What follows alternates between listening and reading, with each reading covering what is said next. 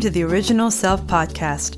I'm Evet DeCota, owner of DeCota Life Coaching and a psychology-informed life coach.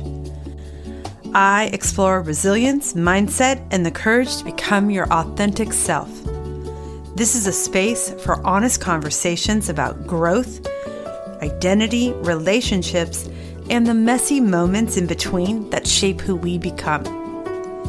Between the salon chair and coaching sessions, I've watched people move through life with patterns they never notice. Patterns that are subtle, familiar, and incredibly hard to see from the inside. Today, we're going to talk about something that I believe is one of the most urgent and underexamined forces shaping our culture right now. This is episode 10. They couldn't do it without us. Normalizing Deviance.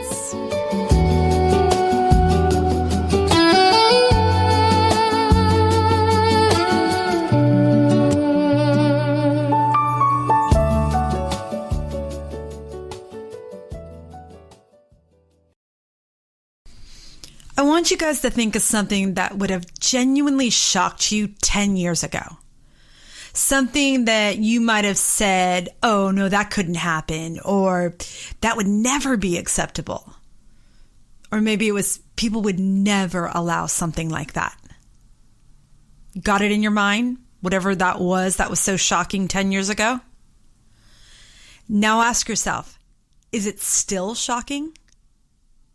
Or have you just adjusted or accepted it?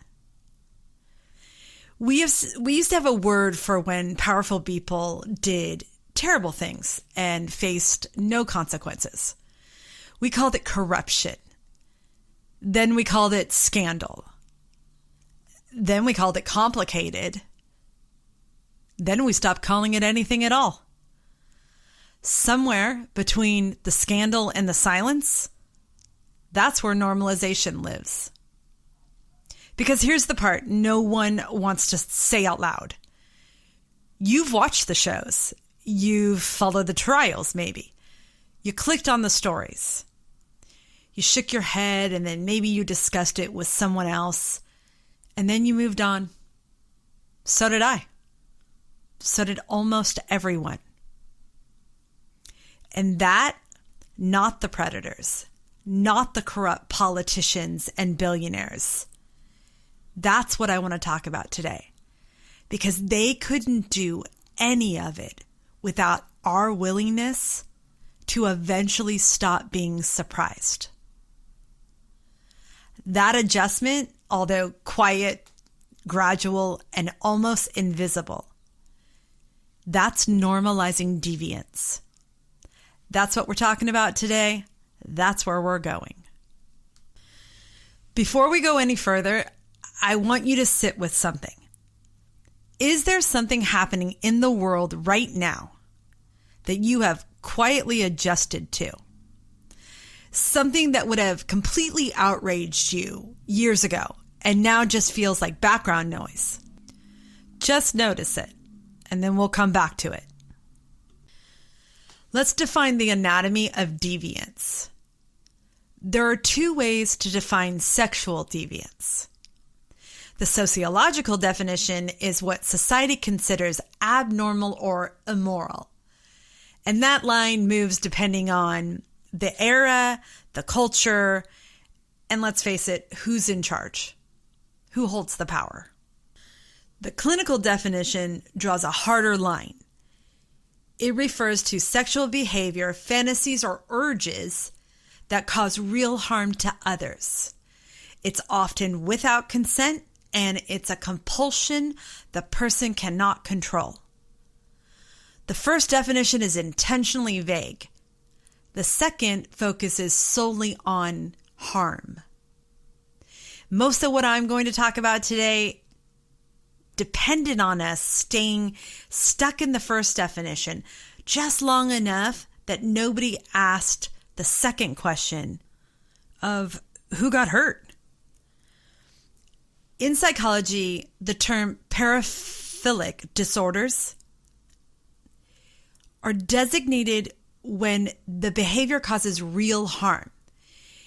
It's got to involve someone who didn't consent or create significant distress or dysfunction. Not every unusual sexual interest qualifies, but pedophilia and rape fall squarely in that category. Now, here's the part that connects everything. Economic deviance and sexual deviance are not as different as you'd like to think. They grow basically from the same soil. They're both rooted in power. They need to control others, assert status, and take what feels entitled.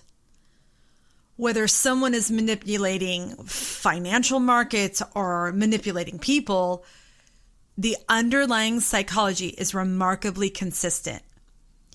It's a willingness to dehumanize and the belief that the rules simply do not apply to them. Sociologist Robert Merton's strain theory explains, this is what he says, that when people cannot achieve what society tells them they should have, like wealth, status, and maybe power, some don't abandon the goal. They actually abandon the rules in which to get there, to achieve it. When you layer narcissism on top of all of that, you get someone who genuinely believes the rules were never meant for them in the first place. So, social and political deviance is the category that makes all other categories possible. Tribalism overrides moral judgment. And then you have motivated reasoning, which means that we arrive at conclusions first based on who we want to protect. And then we work backward to find the evidence. And institutional deviance, when the organization designed to enforce accountability become the ones providing cover, that's the most insidious form of all. I know this personally. This happened in my own childhood parish when I was 16 years old. The brothers I knew were molested by my favorite priest, a man that I was in awe of because I just thought he was the most spiritual being I'd ever met. When the truth came out, though, the church moved him. They didn't report him to the authorities, didn't turn him in, he wasn't arrested. And they didn't protect those boys, those brothers. They protected the institution over a child, over children. I watched the people around me rationalize it because I think the alternative was too uncomfortable. But that was my real first education in normalization. And it taught me something that I'll never forget. I found out that the silence of good people is just as much a part of the system as the actions of a predator. The psychologist Albert Bandura spent his career asking how people do terrible things and still live with themselves. His answer was called moral disengagement. It's a set of mental mechanisms that allow us to switch off our conscience when it becomes inconvenient. Perpetrators justify their behavior. They diffuse responsibility. They dismiss consequences. They have to dehumanize the victim. What makes Bandura's work so uncomfortable is that these mechanisms don't only operate in perpetrators. They operate in all of us. In institutions that look the other way, in colleagues who stay silent, in audiences who keep streaming the content or buying the R. Kelly records, watching the Woody Allen films even after he married Soon-Yi Previn, his long-term girlfriend's daughter, who he was around when she was 12 years old and had entered Mia Farrow's life. It's in voters who still cannot bring themselves to admit that they were wrong. Their choice was wrong because any other conclusion would demand they confront the cognitive dissonance that they spent years avoiding. Moral disengagement is the engine that makes deviance sustainable for the people committing it, and for everyone around them who decides, consciously or not, that it's easier not to know. Sit with another question before we go further. Think of someone you admire, whether it's politically, creatively, or maybe even personally. Have you ever looked the other way at their behavior because of how much you valued what they gave you?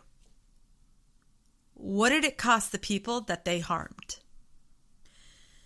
So how does deviance become normal? Diane Vaughan studied the Space Shuttle Challenger disaster.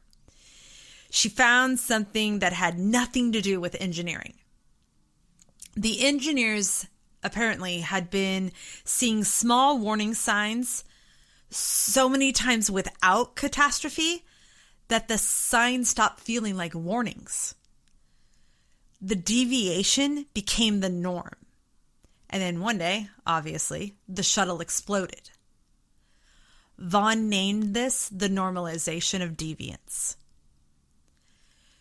During the incubation period, when things are going wrong, but nothing's blown up yet, we tell ourselves that everything is fine. Jeffrey Epstein operated for decades. Harvey Weinstein produced films for decades. The banks gambled with the global economy for decades because nothing catastrophic had happened yet, until it did. Vaughan's key distinction is the one that matters the most. This is not about bad individuals making bad choices. It's about systems that slowly redefine what is acceptable until the acceptable becomes policy, becomes culture, becomes just the way things are. Then there's the research that should have changed everything and mostly didn't. In the 1980s, psychologists Linz, Donnerstein, and Penrod exposed men to films depicting sexual violence against women over 5 consecutive days. With each day, their anxiety decreased and their enjoyment increased. And after the 5 days, those same men showed measurably less empathy toward a real rape victim in a trial reenactment than men who hadn't been through the 5-day exposure. The media they consumed changed how they saw a real woman in a real courtroom.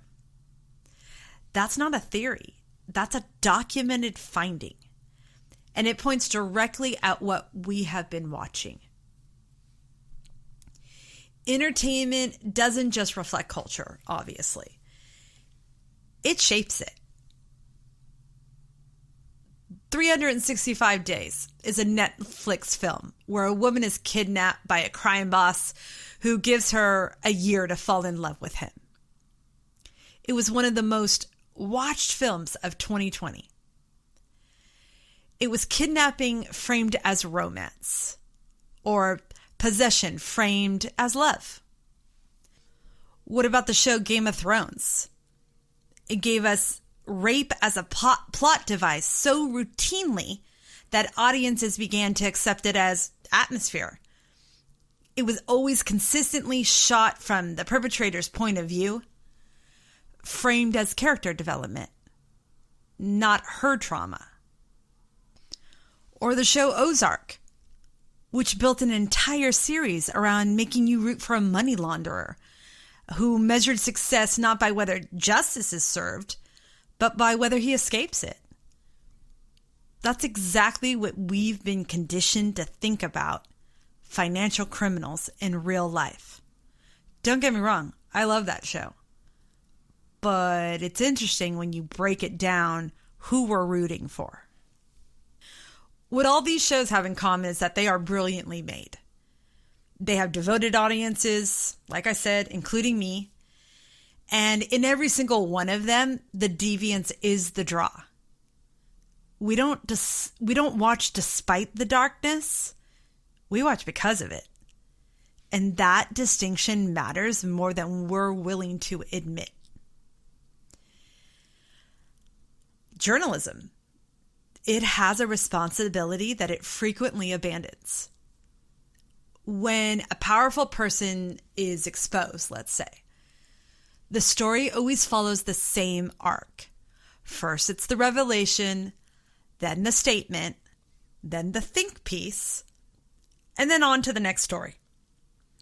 The monster narrative is journalism's most reliable tool for letting everyone else off the hook.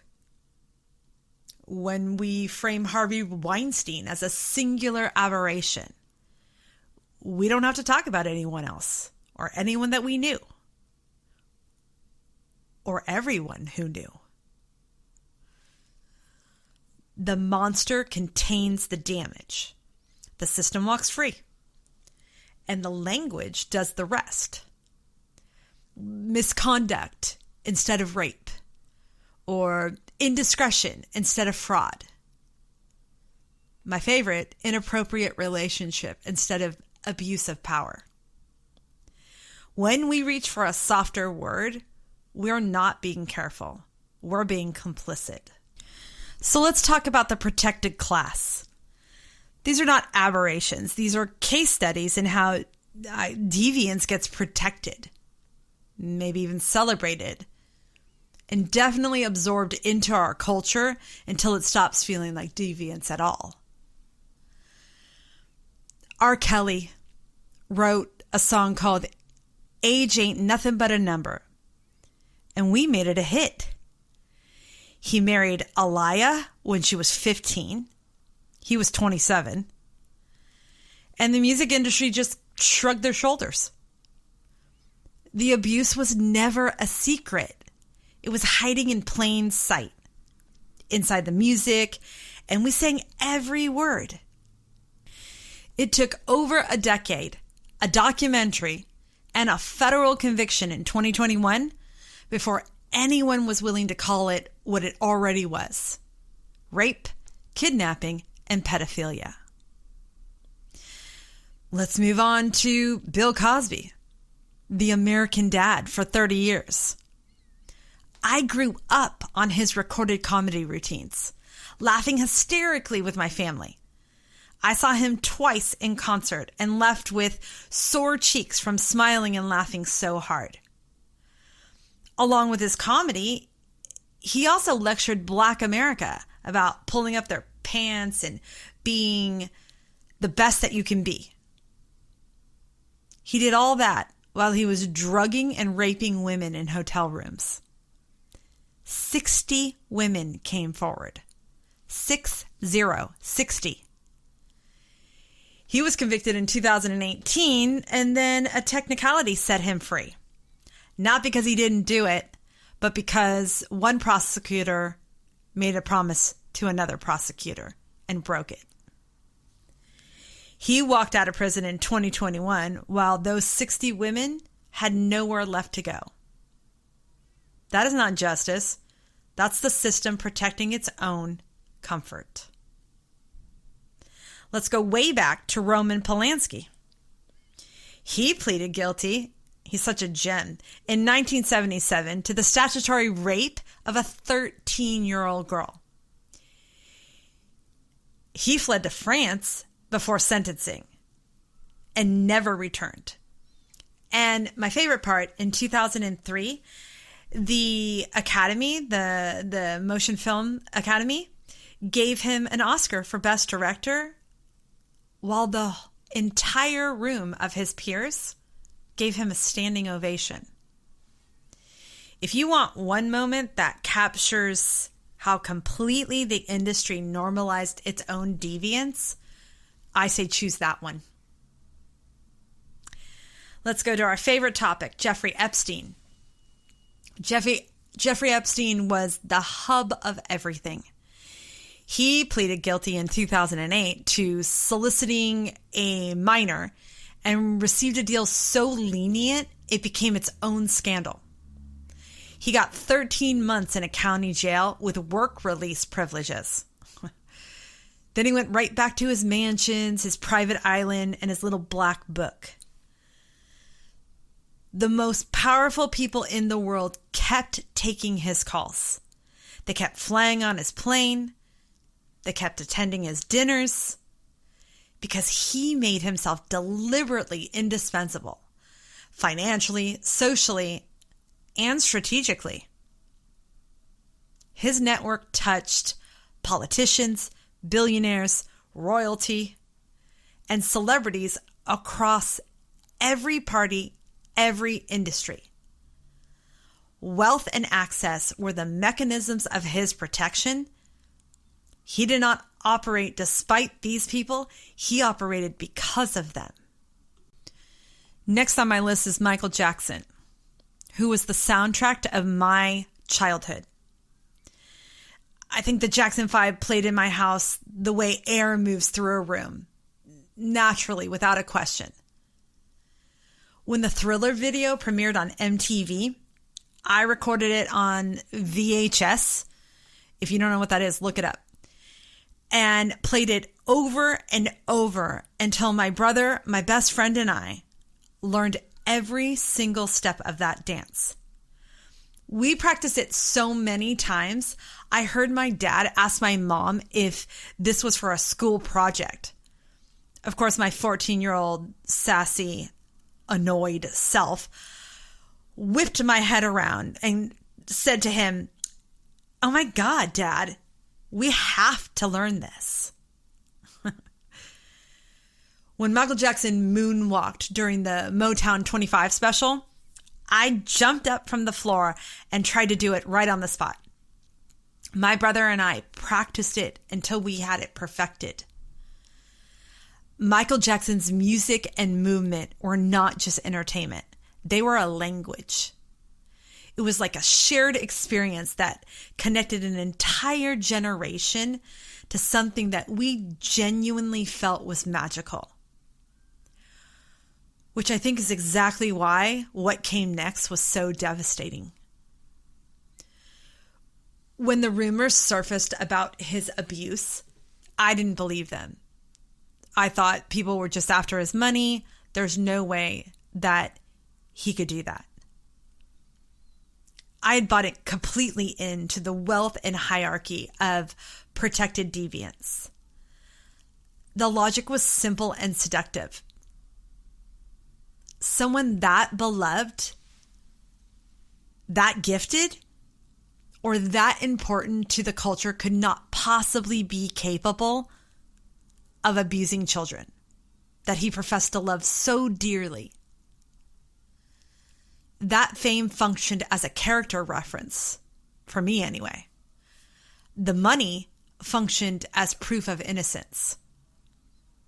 And I, like I said, like millions of others, accepted it without examining it. It's not until the year 2020, when I watched the documentary Leaving Neverland, that the real horror of his deviance came into clear view for me. The testimony of Wade Robson, whom I completely admire as a brilliant modern choreographer, and the other boy was James Safechuck, who we watched in the Pepsi commercials, was specific, detailed, and deeply credible. I was devastated. My childhood hero had used his fame, his money, and the very magic that made him untouchable to gain access to children and systematically abuse them. This particular cruelty weaponizes your love for the perpetrator against your ability to see clearly. The more you love them, the more the system can count on you to look away. And the more we collectively look away, the longer the abuse continues. The only female that I could think of that is deviant is Elizabeth Holmes. She's the one that built Theranos on a costume in a con. The con was the turtleneck, the artificially deepened voice, the Steve Jobs mythology. She convinced investors, hospital systems, and basically all of Silicon Valley that her company could diagnose hundreds of diseases from a single drop of blood. This technology didn't exist, and it never worked. Patients received false results and made life-altering medical decisions based on fraudulent data. For years, she was celebrated as the most important female entrepreneur of her generation. Not despite the fraud, but because the culture was so hungry for the story she was selling to anybody. And that because of that, nobody looked closely enough to see that it wasn't true. Let's move on to two of the largest financial deviants. Bernie Madoff created the largest Ponzi scheme in history. It totaled $65 billion. It was protected for decades by prestige and the assumption that somebody that successful couldn't possibly be a fraud. Or Sam Bankman-Fried, I love that his last name is Fried, was convicted in 2023. He was he looked deliberately disheveled. He was a grifter who built a crypto empire on the performance of generosity as moral camouflage. That's a really fancy way of saying he was full of shit. That shield, though, allowed him to get away with a swindle of a lifetime. If you appear to be giving it all away, people don't usually ask where it came from. And then my last one, my absolute favorite, is Donald Trump. He didn't just normalize deviance, he made it a brand. He was found civilly liable for sexual abuse and defamation in the E. Jean Carroll case. He was criminally convicted on 34 counts of business fraud. He was caught on tape bragging about grabbing women without their consent, and he called it locker room talk. And disturbingly, many believed it. He's vilified the media as the enemy of the people while simultaneously using them as pawns in his malignant game of narcissistic attention gluttony. He understands before anyone else the outrage is just another form of ratings. He did not need good press. He just needed press. And they gave it to him every single day, every single minute, every single time he wanted it. Then came the payoffs. Foreign governments funneled money through Trump hotels, while Saudi Arabia sovereign wealth fund propped up his golf courses through LIV Golf. Apple, Meta, Amazon, they all lined up to genuflect. They wrote checks. They attended summits. They posted congratulations. And calling it business when it was nothing of the sort. It was tribute. The kind you pay when you've calculated that resistance costs more than surrender. That's not capitalism. That's a protection racket with a better press release. Trump appointed 3 Supreme Court justices in one term. They went on to dismantle 50 years of established law. And in doing so, he did not just influence the highest court in the land. He owns it. And the people cheering loudest were the same ones clutching their rosaries and their Bibles and their books of Mormon, Because somewhere between the porn star and the pussy grabbing, Donald Trump convinced Catholics, evangelicals, and Mormons that God had sent him. This is a man who has never demonstrated a single authentic moment of spiritual conviction in his entire public life. He sold salvation to people desperate enough to buy it. It's a con disguised as faith. He cynically turned every accusation into a rallying cry, every conviction into a fundraiser, every piece of evidence into a witch hunt. He didn't hide it. He ran on it and won. Twice. So let's pause here so that I can calm down. But I also want to ask you, of the people and institutions I just named, is there one that you found yourself wanting to defend or qualify? Notice that impulse. I don't know. Ask yourself where it comes from. That impulse is exactly how the protection works. So I wonder what normalization of deviance actually costs us. Not abstractly or theoretically, but what's the real toll?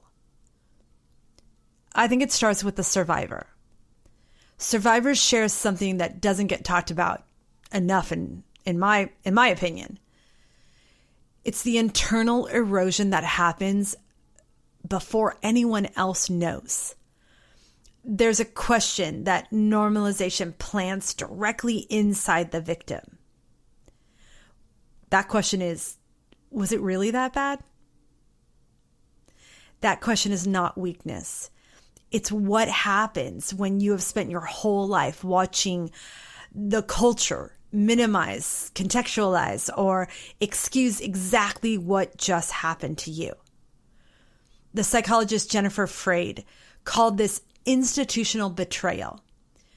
It's the specific compounding trauma that occurs not just because it's from the original harm, but it's from being failed by the systems that were supposed to protect you.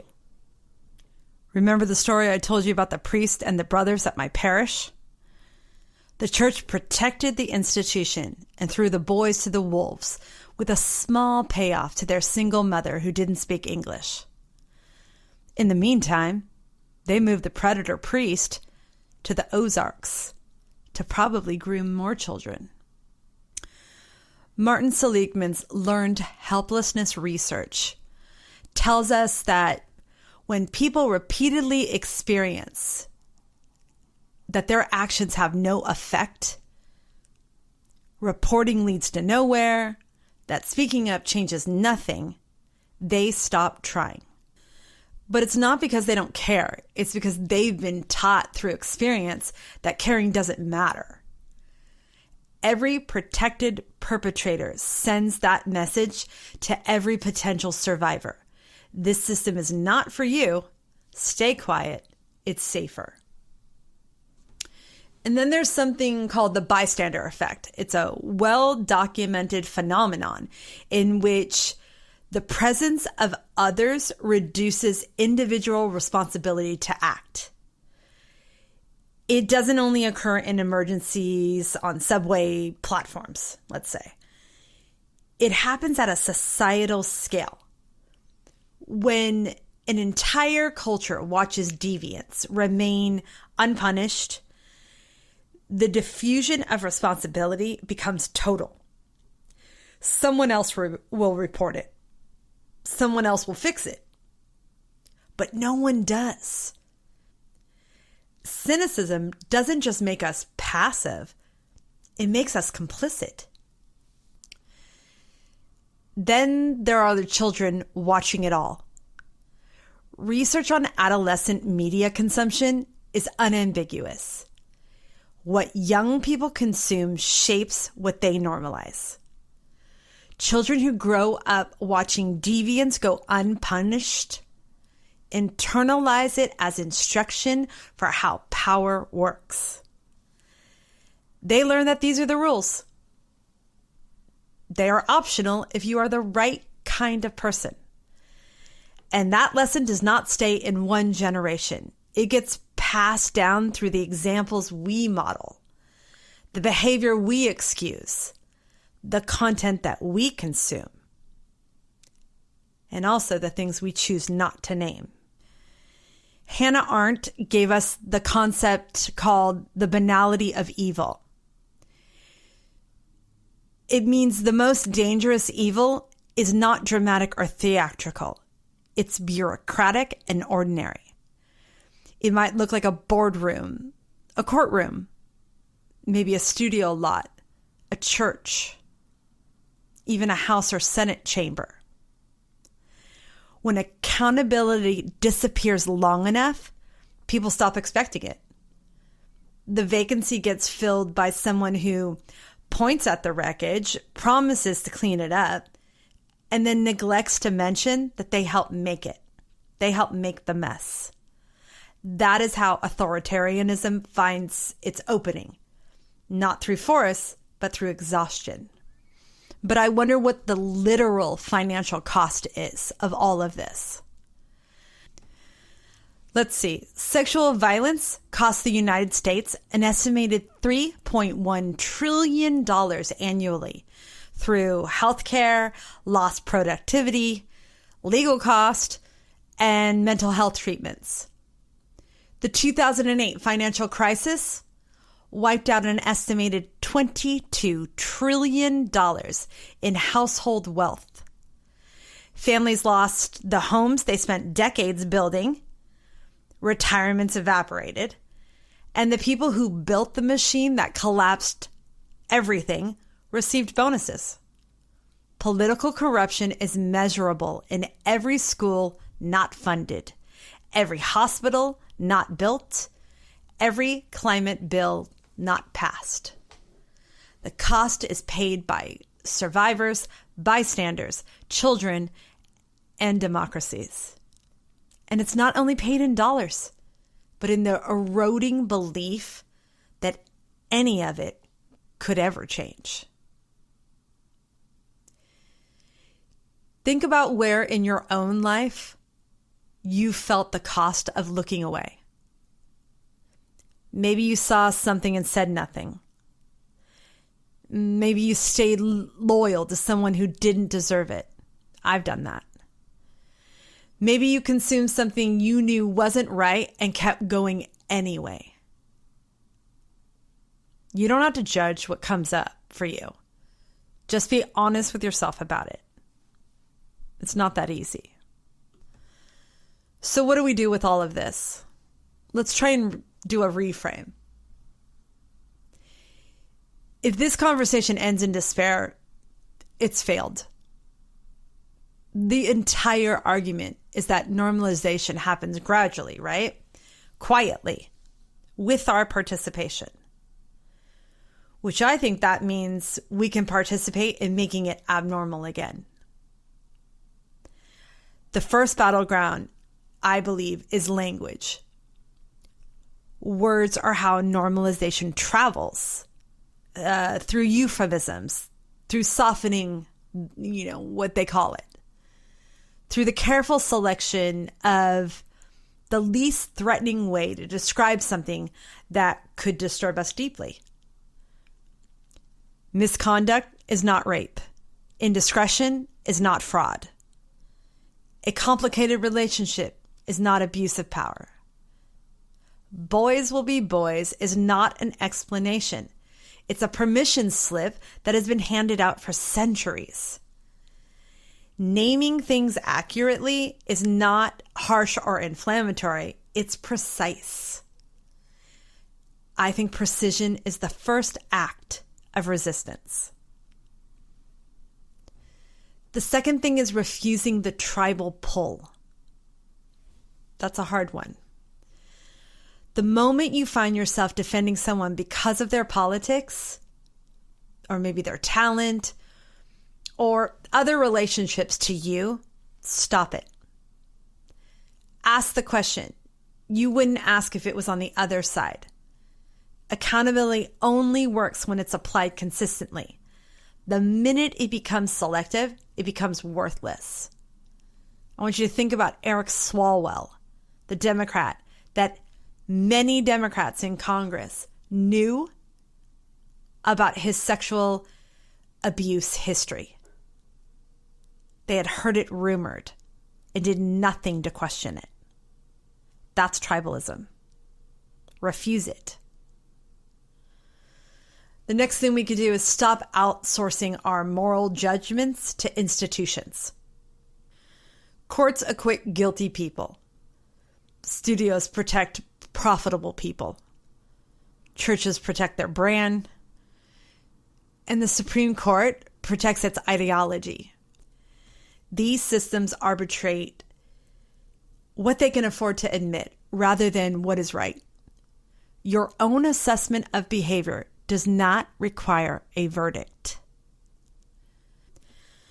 The research supports something most people don't believe. Resensitization, so hard to say, resensitization is possible. Researchers Linz and Donnerstein proved that with sufficient distance from harmful exposure, empathy returns. We are not permanently altered by what we've consumed. We must make a deliberate choice about what we continue to put in front of ourselves. But critical media consumption means asking one question before pressing play. Who's the person served when watching entertainment? If it's not from the victim's point of view, then watching differently is most likely the answer. For those of you with children, this is an urgent part. Early education about power, consent, and accountability is the single most effective intervention available. Not just the conversation about bodies and safety, although that's very important and it matters enormously, but it's the broader conversation about power. Who has it? How does it get abused? And what it looks like when institutions fail to check it. The research shows that children who can identify and name deviance are significantly less vulnerable to it. That's amazing. And finally, individual moral clarity is necessary but not sufficient on its own. Accountability needs infrastructure, laws with teeth, courts that are actually independent, journalism that's funded and free, or HR departments that answer to employees instead of shareholders. Not sure that's ever going to happen. And also a political culture that collectively determines the protection of power is no longer worth the price we have all been paying. The history of every social shift tells us that normalization can be reversed. Me Too happened. The Challenger findings changed NASA. Financial regulations followed the 2008 collapse, which means that society eventually names what it once refused to acknowledge, and it holds accountable those who were once untouchable. The incubation period always ends. The only question that matters is how many people get hurt before it ends. I want to ask you two questions. What's the one thing you've been calling by the wrong name? And what would it cost for you to start naming it accurately? Maybe bring them into a conversation you're having with a friend and see what it brings up in both of you. So let me bring this home. We started today with a question, not about the predators, not about the politicians, not about the billionaires, but about us, about the adjustments we make, quiet, gradual, almost invisible, every time we decide it's easier not to know. every time we reach for the softer word, every time we look away and tell ourselves that someone else will handle it. That adjustment has a cost, as we've discovered. We've spent this entire episode accounting for it. $3.1 trillion a year in sexual violence. $22 trillion in household wealth wiped out by normalized financial fraud. Survivors who learn to doubt their own experiences. Children absorbing instructions about power from content we chose to put in front of them. Institutions that traded accountability for self-preservation so many times that self-preservation becomes their only function. Underneath all of it, the same engine runs. Entitlement, dehumanization, and the conviction that consequences belong to other people. Moral disengagement is spreading outward from the person committing the harm to everyone around them who decided, consciously or not, that it was easier not to know. We are in an incubation period right now. The warning signs are not subtle. They are loud, documented, and sitting in plain sight for anyone that's willing to look. The question is not whether we can see them. The question is whether we are willing to stop adjusting to it. Because they could not do any of it without our willingness to be entertained by it, to vote for it, to stream it, to excuse it, to stay quiet about it, and to decide that this particular person at this particular moment was too important, too complicated, or too powerful to hold accountable. That ends when we decide it to end. Not in a courtroom, not in a headline. In the daily, ordinary, unglamorous decision to call things what they are. Refuse the softer word. Apply the same standard regardless of whose side someone's on. Teach our children that power is not the same as permission. We are forced to say goodbye to Stephen Colbert at his home show of The Late Show.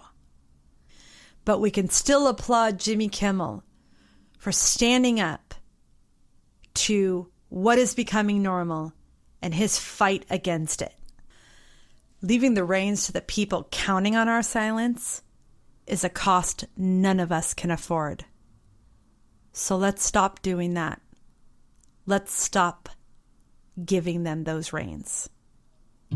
If this episode stirred something in you, I would love to continue that conversation. Coaching is where this kind of work gets to go deeper, where you take the awareness and turn it into something real. You can find me at DeCotaLifeCoaching.com. I genuinely love this work and I would love to work with you. If you'd like to read a more detailed version of this podcast, go to either Substack or DeCotaLifeCoaching.com for the blog version named The Quiet Permission: How Normalizing Deviance is Costing Us Everything. Thank you for being here with me today, and I'll see you next time.